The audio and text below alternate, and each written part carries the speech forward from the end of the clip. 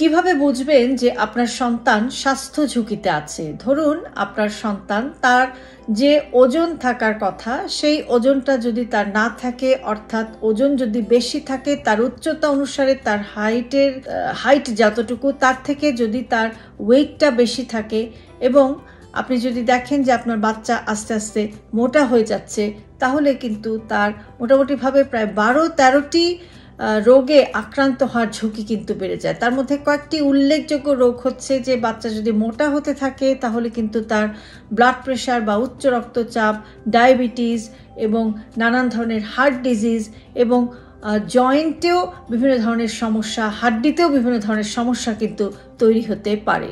কাজেই আপনার বাচ্চা যদি আপনি তাকে সুস্থভাবে বড় করতে চান তাহলে অবশ্যই দেখতে হবে যে তার ওজনটা কেমন আছে, সে ওবেজ হয়ে যাচ্ছে কিনা, কেননা ওবেসিটি তাকে কিন্তু নানাবিধ রোগের মধ্যে, ঝুঁকির মধ্যে কিন্তু ফেলে দিতে পারে।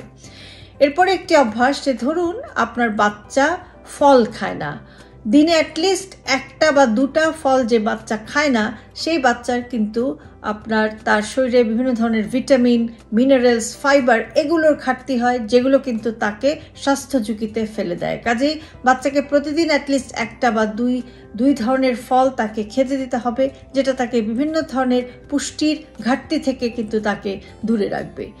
এবং ধরুন যে আপনার বাচ্চা দিনে 2টা বা 3টা সবজি খায় না, সবজি যদি আপনার বাচ্চা না খায় তাহলে সেটাও কিন্তু তার ডাইজেশন ক্ষমতা, তার রোগ প্রতিরোধ ক্ষমতা সেগুলো কিন্তু কমে যেতে পারে। এবং বাচ্চারা যদি সবজি না খায় তাহলে সেটাও কিন্তু তাদেরকে নানান রকম স্বাস্থ্য ঝুঁকির মধ্যে ফেলে দিতে পারে। কাজে আপনাকে খেয়াল রাখতে হবে যে আপনার বাচ্চা যেন প্রতিদিন অ্যাটলিস্ট 2 থেকে 3 ধরনের সবজি খায়, এবং যে কোনো সিজনাল সবজিকেই কিন্তু আপনি আপনার বাচ্চার জন্য বেছে নিতে পারেন। বাট খেয়াল রাখতে হবে যে সে যেন প্রতিদিন কিছু না কিছু পরিমাণের সবজি খায়, যেটা তাকে সার্বিকভাবে সুস্থ থাকতে এবং সুস্থভাবে বড় হতে সাহায্য করবে। এবং দেখলেন যে আপনার বাচ্চা অনেক বেশি জাঙ্ক ফুড বা প্রসেসড ফুড, প্রক্রিয়াজাত খাবার কিংবা সুগারি বা চিনিযুক্ত খাবার এগুলো যদি বেশি খায় তাহলে সেটাও কিন্তু তাকে স্বাস্থ্য ঝুঁকিতে ফেলে দিতে পারে। মাঝে মাঝে 1-2 দিন আপনার বাচ্চাকে আপনি একটু জাঙ্ক ফুড দিতে পারেন, বাট রেগুলার বেসিসে কোনো অবস্থাতেই যেন সে অতিরিক্ত পরিমাণে জাঙ্ক ফুড না খায়, সেটাও কিন্তু তাকে নানান ধরনের স্বাস্থ্য ঝুঁকিতে ফেলে দিতে পারে। আরেকটি বিষয় হচ্ছে যে ঘুম খুব ইম্পর্টেন্ট। আপনার বাচ্চা যদি ঠিকমতো না ঘুমায় তাহলে সেটাও কিন্তু তাকে নানান রকম স্বাস্থ্য ঝুঁকিতে ফেলে দিতে পারে। বাচ্চাদের গ্রোথ, ডেভেলপমেন্ট, ইমিউনিটি অর্থাৎ রোগ প্রতিরোধ ক্ষমতা ইত্যাদির জন্য কিন্তু ভালো ঘুমের কোনো বিকল্প নেই। আরেকটি জিনিস আমি বলবো যে বাচ্চার মানসিক স্বাস্থ্যটিও কেমন আছে সেটিও কিন্তু আপনাকে খেয়াল রাখতে হবে, কেননা মানসিক স্বাস্থ্য যদি ভালো না থাকে সেটাও কিন্তু তাকে স্বাস্থ্য ঝুঁকির মধ্যে ফেলে দিতে পারে।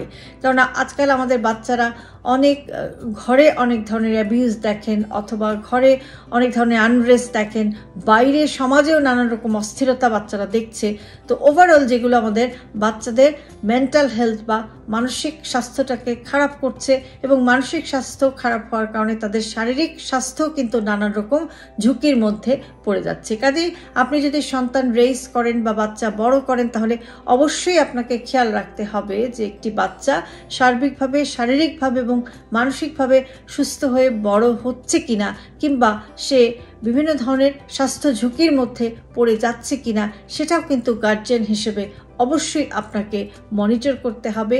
এবং আপনার বাচ্চার শারীরিক এবং মানসিক স্বাস্থ্যের যে ডেভেলপমেন্ট বা শারীরিক এবং মানসিক স্বাস্থ্যটি যে সুন্দরভাবে গড়ে উঠবে সেটা দেখার বা সেটা মনিটর করার দায়িত্ব কিন্তু আমাদের অভিভাবকদেরই নিতে হবে, যেন তারা কোনো রকম মানসিক এবং শারীরিক কোনো ধরনের স্বাস্থ্য ঝুঁকিতে বড় না হয়। ভালো থাকবেন সবাই।